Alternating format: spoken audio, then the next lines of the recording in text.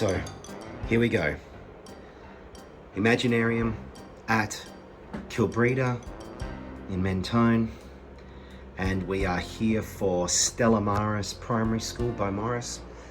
And we've got our radio mics, sound desk, lighting.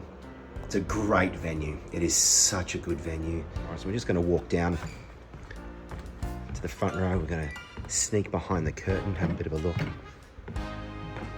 And here we go. And down the front is Motor's little, so this is Motor's little spot where he operates Alex from, which is cool. Very different to what we did last year. Very different feel, which is really cool. I'll go behind the curtain. And as you can see, we have the ages over here.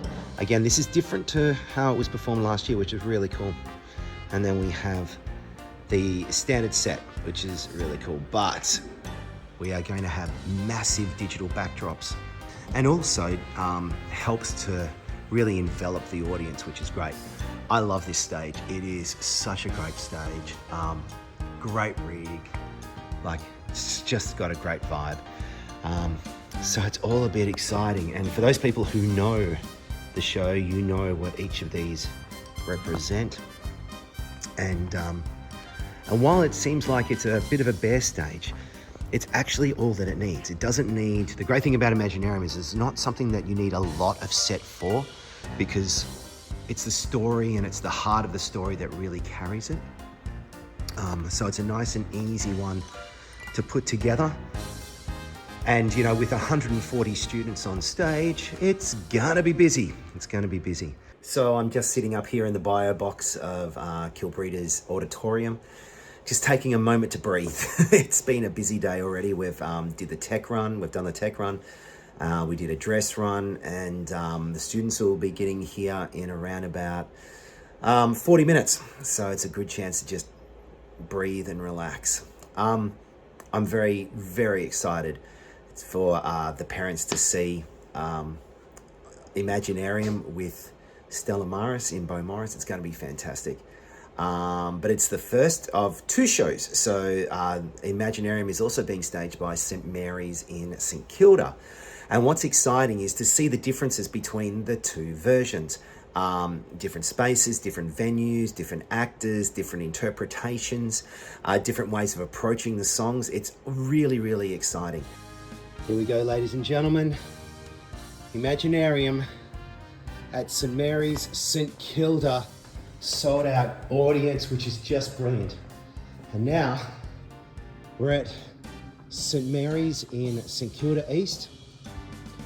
And we're at St. Mary's College. We're just across the road at their venue. And we are all set up and ready to go for today. And it's a different venue, which is, you know, of course, that's the way it goes. And so it feels different, which is really good. Like, that's what's great about this show, is that no matter where you put it, no matter how you stage it, it's going to feel different.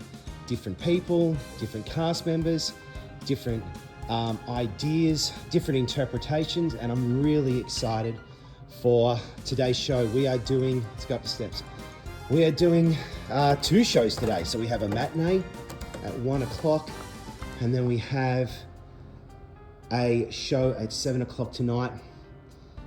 It's going to be a busy night, but very, very soon there'll be about 120 kids up on this stage. All of those seats are going to be filled. We do know that tonight there are 400 people going to be here. 400 seats are booked, and it's just going to absolutely go off in this place. This show is very close to my heart. It's one that was a bit of a struggle to write. I think I started four different versions of it before it finally settled on the version that is being presented tonight and next week, and was presented last year at St. Peter's Primary.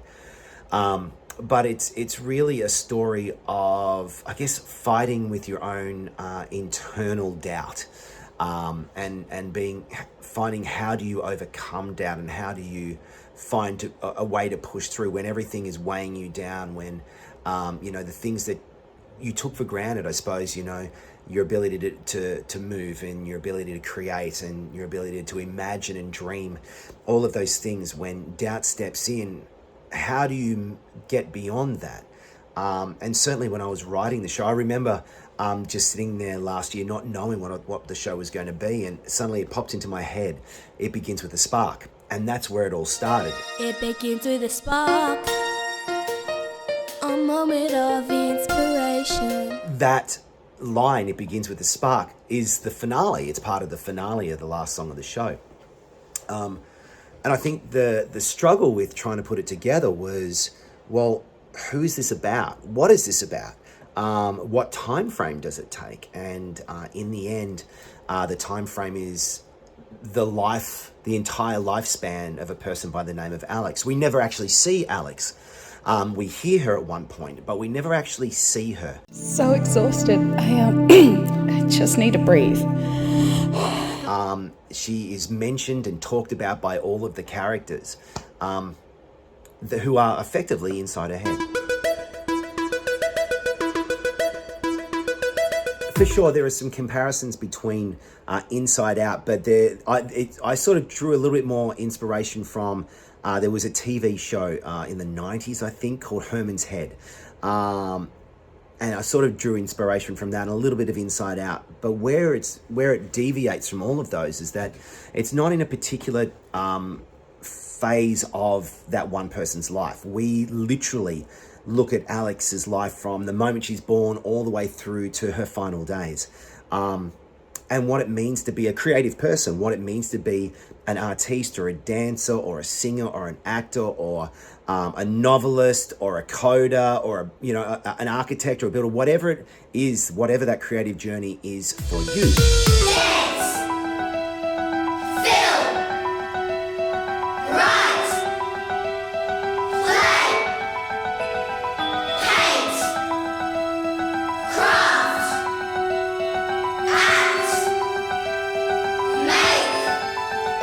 It's about going on that journey with her and with the characters on stage. And we have 4 key characters. One is Motor. Motor is obviously the person who drives the body of Alex. There is Mind, the one that thinks. Muse, who is sort of like the one that is the inspiration. And Dream is the one that just sort of floats along and comes up with, fantastical ideas. Into that mix, we have Doubt. And Doubt really does change how the other 4 interact with Alex, and we are often very much plagued by doubt, and doubt certainly ends up plaguing Alex to the point where she's unable to do all the things that she was born to do. But you don't have to listen to me. You don't have to listen to me. It's hard for me to pick a favorite song from this show. What's the one that I'm most proud of? Because a lot of them, most of them, have a very personal connection. I think for me, Stuck, which is the opening of Act 2, is one that I'm very proud of.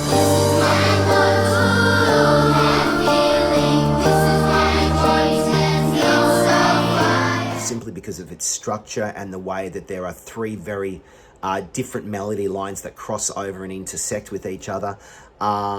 I love You Don't Have to Listen to Me, Doubt's song. It's probably the most modern of the songs in the soundtrack. And it's just got a great feel and vibe to it. Get Creative is this big strident Imagine Dragons-esque kind of song, which I love. But the opening number, the Imaginarium, is one that's very different for me as well. It has a very different feel, something that I hadn't necessarily explored before as a writer. And then Tomorrow Starts Today, I think, was the last song I wrote for the show, and probably the hardest song I wrote for the show, because we had to travel effectively 45 years of Alex's life in one song. So we take the chance and together we will run. And I remember writing it and working on it, and when I finally got it, it was like, yes. There is another song called Freedom, which is very personal to me as well.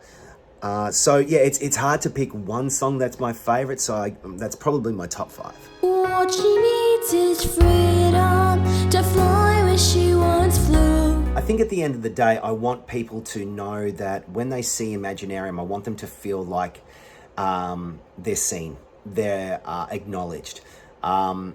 Certainly the stuff that Alex goes through and what we see her mind go through is very personal, is very, very personal.